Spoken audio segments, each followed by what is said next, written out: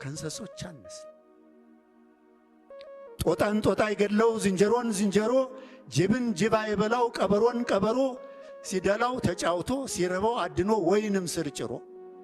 እንስሳ እንኳን ሲኖር እንደዚህ ተባብሮ ስንት የሚያስብልን እያለን አእምሮ፣ አንደበት እያለን አሳማኝ ተናግሮ እኛ እንዴት ተሳነን መኖር ተከባብሮ መኖር ተመካክሮ። ሾላ ምን ያፈራል ብለው ሳይጠይቁ፣ ዋርካ ምን ያፈራል ዋንዛ ምን ያፈራል ብለው ሳይጠይቁ ቆርጠው ጣሉት እነጣም አያውቁ። እስቲ እንጠያየቅ ጎበዝ።